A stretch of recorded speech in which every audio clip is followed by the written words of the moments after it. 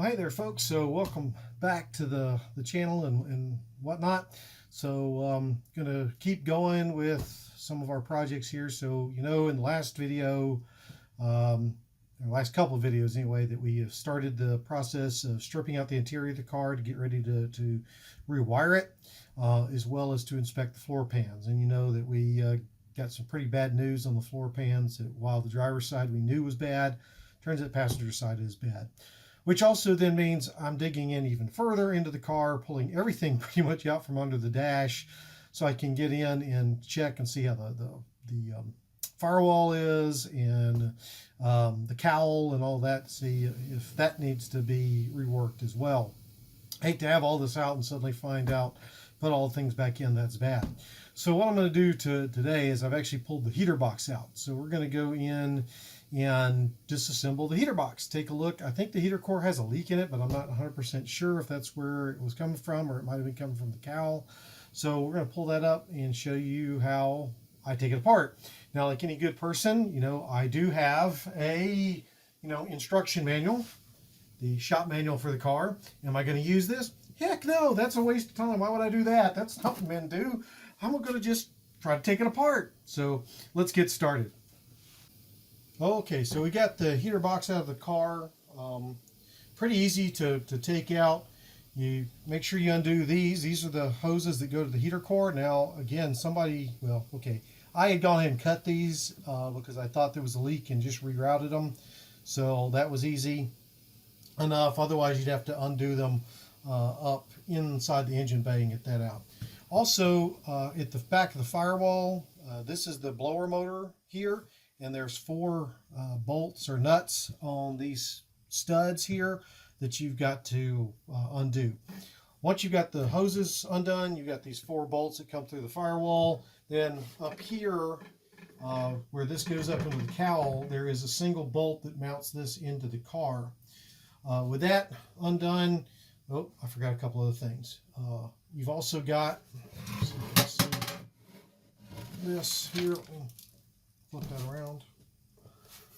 You've got these 2 places here. This is where the control cords or cables, whatever you want to call them, that open the dampers and change it from heat to air go. So you got to undo those as well, and those just slip over here. And then up here, right here, is where the electrical connections go for the heating. Turning the heater on and off and measuring the temperature and stuff like that. So you got to unplug all that. And the other thing I forgot is, you see there's still some coolant in there. These connectors that go to the blower motor here that is in the firewall, you've got to disconnect those as well. So once you've disconnected this, these 2 clips here, to undo it from here, undone the electrical connection on the front, and then you do that. Then this whole thing just slides out. Okay, I think I got all that there. On this side here, this is where the pendulum that goes up to the defrost vents is at, or pushes the air out to the floor there. Okay, so now we're going to start taking this thing apart. Now what I'm seeing, well, if you can see them here, over here. There's a bunch of clips, spring clips, that it looks like we're going to have to pry those off. Also, I'm going to go ahead and take off these hoses. So I'm going to come over here and get my screwdriver. Go ahead and undo these clamps. So these hoses go to the heater core, which is like a mini radiator. That's where your heat comes from. The hot liquid from the engine flows into the heater core, and then the blower motor, this thing here, blows the air over that heater core, and that produces the hot air that keeps you warm in the winter. And I can tell you that the heater in this car works pretty darn well, or it did. When I was stationed in the Navy in Virginia, I remember driving through a snowstorm. The passenger door had actually frozen open. I had tight shut with jumper cables. That's all I had at the time. But the heater core, you got the car hot enough, eventually that melted off, and I was able to get the door to shut on its own. It didn't have to be tied up. So I did pretty well. Okay, so this hose is shot. I can tell that already. Probably have to cut it. Where did my cutting? Here's my cutting device. So here's my cutting device. I'm just going to cut the hose.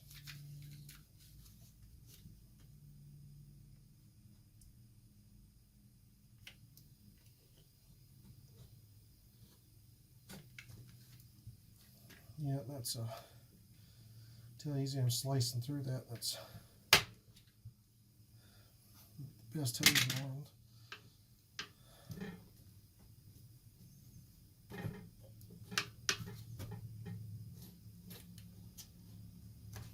There we go. Whew, it's on that heater core big time.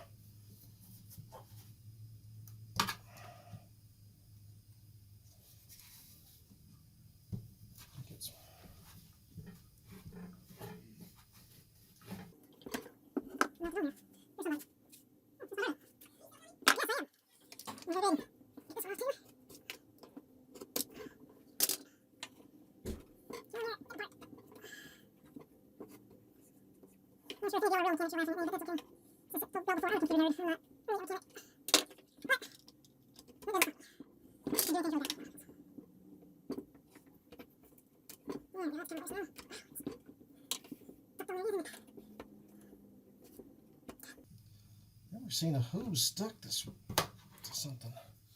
Okay, so we got those. That out over there. Okay, so that's where that's coming through. So now what I'm gonna do is start undoing these clips.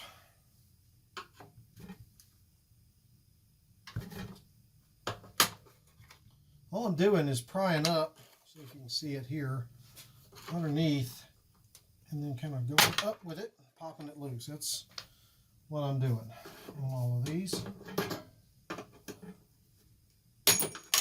Whoops. Well, have to go hunting for that one. Tell they're under a pretty good amount of tension.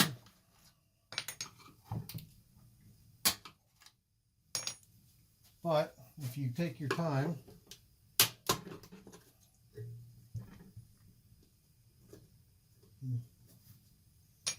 boogered that up. Okay. Like that. Let's see if there's more down here on the bottom.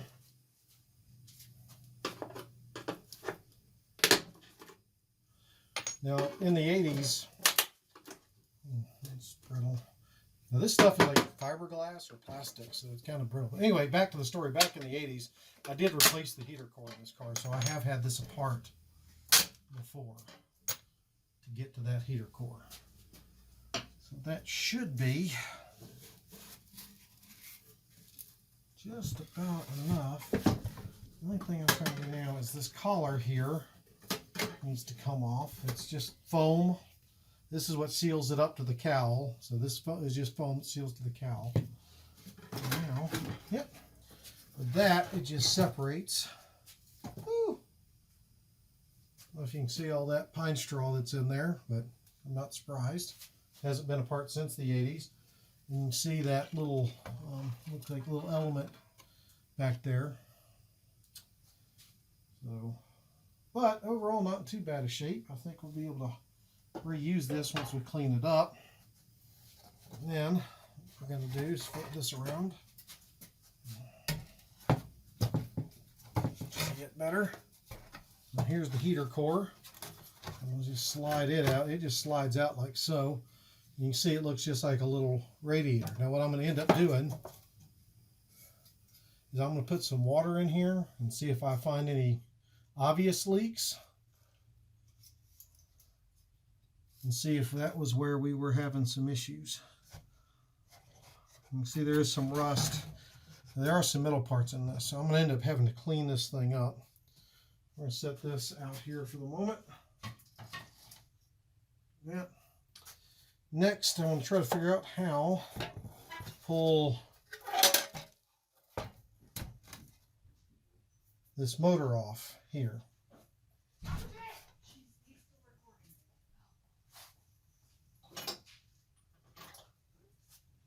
let's see, my deep sockets here. Oh, good. So it appears that these are, what is it, 7/16? Yep, 7/16, which makes sense because that's what the ones on the firewall were as well. So I'm just going to get these loosened up.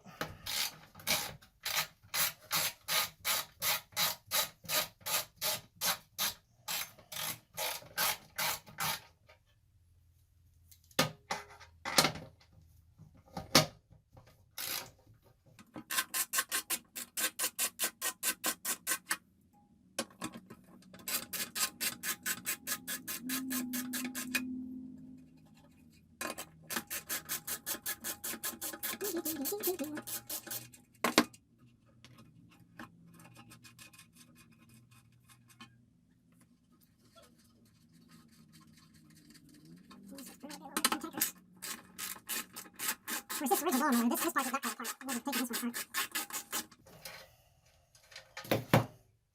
There's that. Gets that plate out. And thus comes out the blower motor. Now you can see it's pretty rusty here, but I'll still get it cleaned up. We'll see what we can do.